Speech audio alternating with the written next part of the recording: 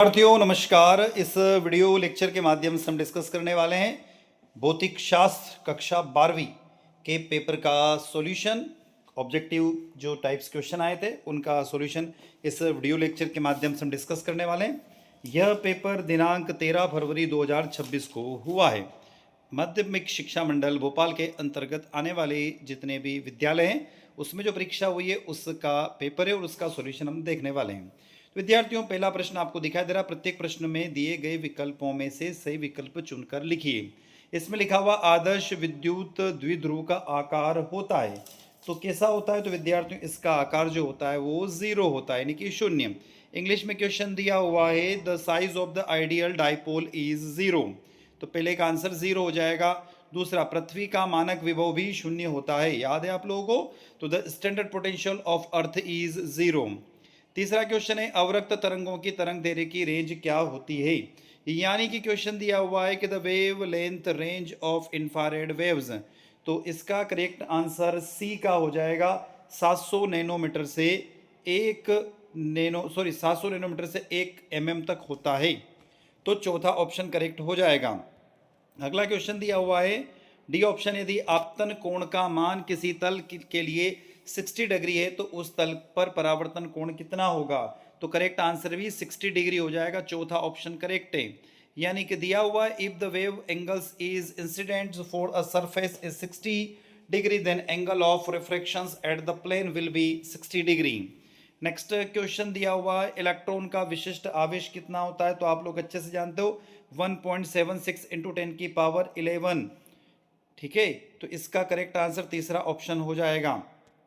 तो इंग्लिश में भी यही क्वेश्चन दिया हुआ है कि the specific charge of electron is 1.76 into 10 की पावर 11 हो जाएगा।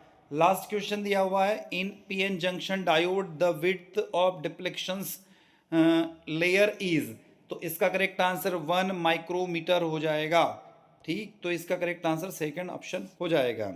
चलते हैं यहाँ पर कॉलम की बात करें, मैच द कॉलम को, और मैच द कॉलम को हम देख लेते हैं। ये मैच द कॉलम एक की स्क्रीन पर आपको दिखाई दे रहा है।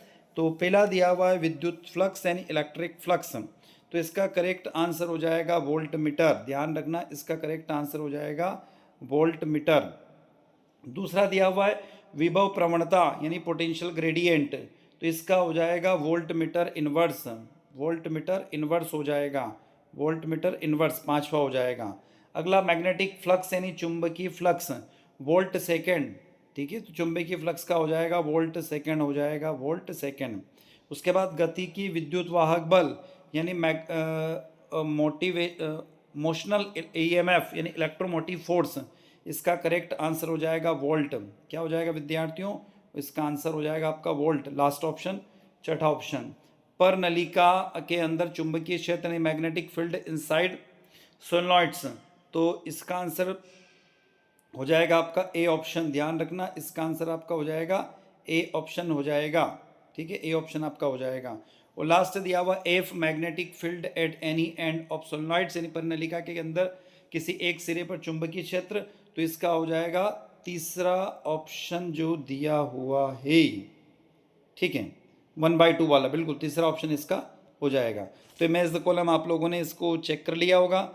अगला आता है प्रत्येक प्रश्न का एक वाक्य में उत्तर दीजिए, यानी कि right answer of each question in 1 second. तो पहला है धारा का घनत्व विशिष्ट चालकता था विद्युत क्षेत्र की तीव्रता के पदों में ओम नियम लिखिए, यानी states Ohm's law in term of current density and specific conductance. तो इसका फार्मूला आप लिख सकते हो यहाँ पर J equal to sigma E. ठीक है, और यहाँ पर इसके ऊपर वेक्टर का साइन आ जाएगा, तो ये ऐसा कुछ फार्मूला है इसका। दूसरा दिया हुआ right dimensional formula of magnetic permeability, यानी क्वेश्चन का आंसर दिया हुआ है, क्वेश्चन दिया हुआ है यहाँ पर चुंबकीयशीलता की विमीय सूत्र लिखिए, तो इसका आंसर आपका हो जाएगा, इसका यूनिट आपकी है एम, उसके बाद आएगा टी की पावर -2 और ए का पावर -2 बन जाएगा। तो इस तरीके से आपका आंसर हो जाएगा सेकंड क्वेश्चन का।